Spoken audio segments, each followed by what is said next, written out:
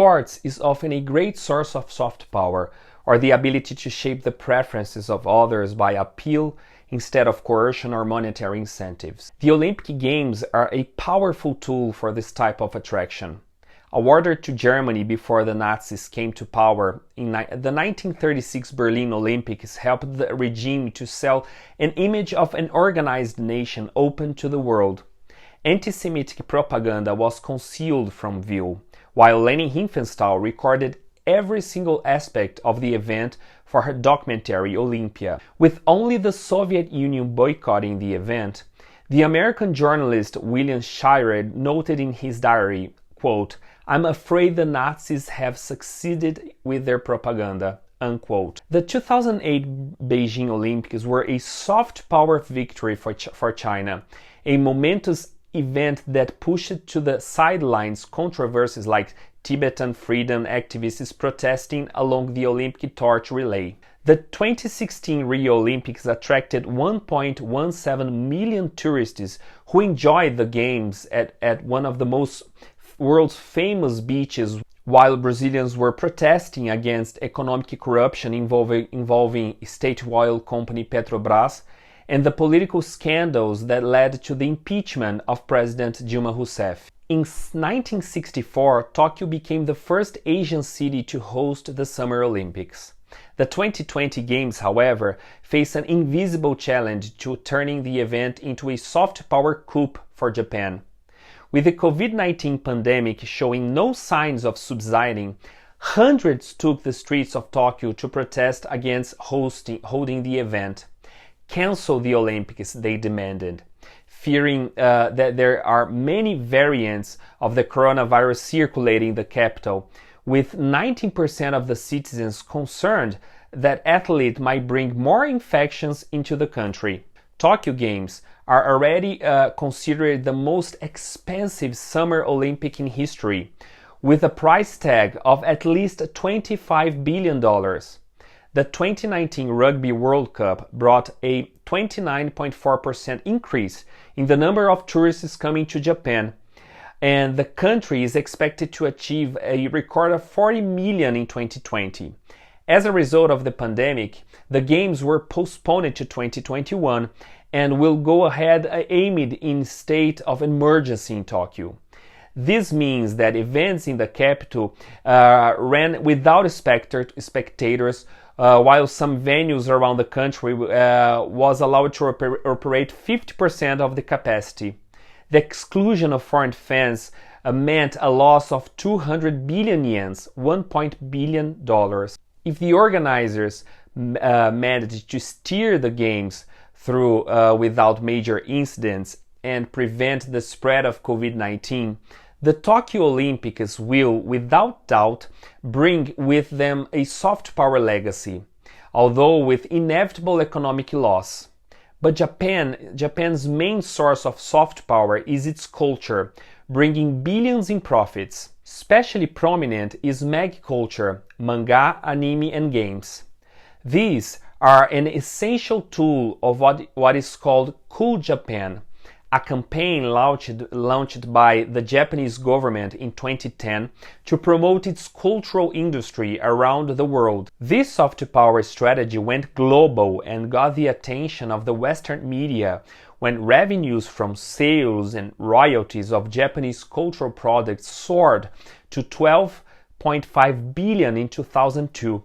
A 300% increase from 1992. Mag culture is so important for Japan's image and budget that during the Rio Olympics, when the key to the next games was passed on to Prime Minister Shinzo Abe, he surprised the world by popping out of a green drainpipe dressed as Super Mario, accompanied by a video showing athletes dressed like Hello Kitty and Doraemon.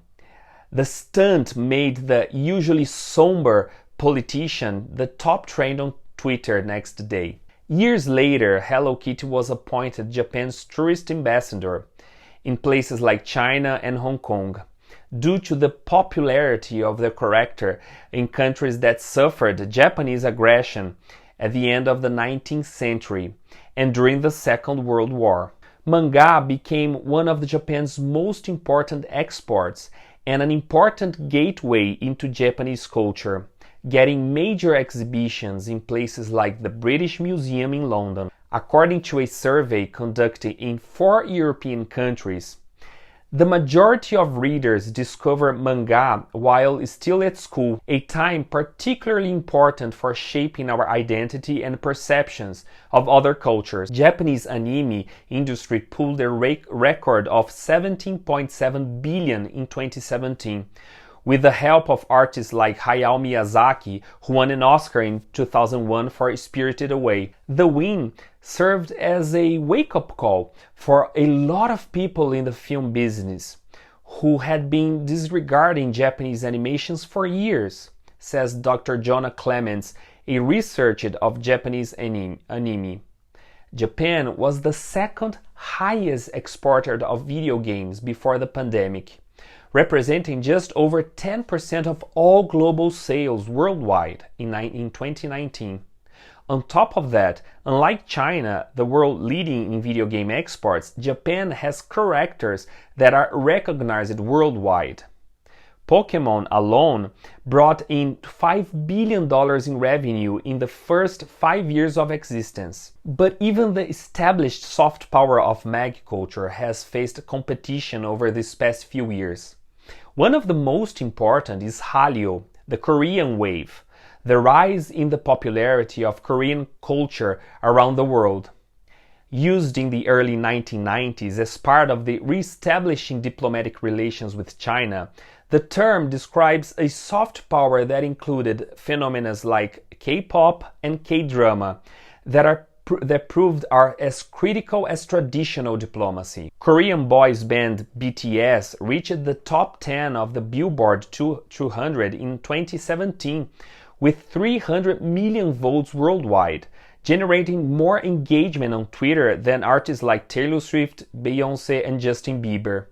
From Psy's global hit Open Gangnam Style to the synchronized dancing of the girl band Blackpink, K-pop is a multi-billion-dollar industry that unites millions of fans in stadiums around the world and will have his own stadiums in 2024 in Seoul as part of the plan to attract more tourists to the country. Bong Joon-ho's K-drama Parasite got more than 300 awards worldwide, including Best Picture at the Academy Awards and the Palme d'Or in Cannes Festival in 2020, grossing nearly 260 million worldwide. The country's film industry has registered constant growth for years, with sales revenues going from 1.22 in 2008 to 2.51 in 2019 trillion South Korean won. Netflix is set to invest 500 million in 2021, with its Korean subscriber base nearing 4 million. Min Young Kim, Netflix Vice President of Content for Korea, Southeast Asia, Australia, and New Zealand, says that the streaming platform wants to be part of a HALLYU in a huge moment of national pride, adding 80 original Korean shows and films to the service. Will HALLYU be cooler than Cool Japan in the following years? The answer is that it's more likely that both countries will share the leading dominance in Asia's cultural soft power. This is a positive development for both nations, given that they already shared soft power influence when they hosted the first World Cup to be held in Asia in 2002. Even without foreign visitors, the Tokyo Games helped increase Japan's soft power by showcasing the country's rich culture alongside the sporting spectacle to millions around the world.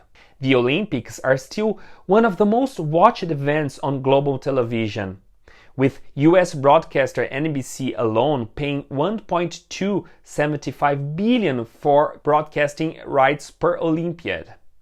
The International Olympic Committee estimates that 3.6 billion people watched at least 1 minute of the Rio 2016 Games, with over 342 million viewers turning it up for the opening ceremony. Back then, the world was not living a pandemic. in 2021, even without vaccinations rolling out, many were still favoring home entertainment. This may take the Tokyo Olympics even more popular than Rio's, which would be a big win for Japan's soft power.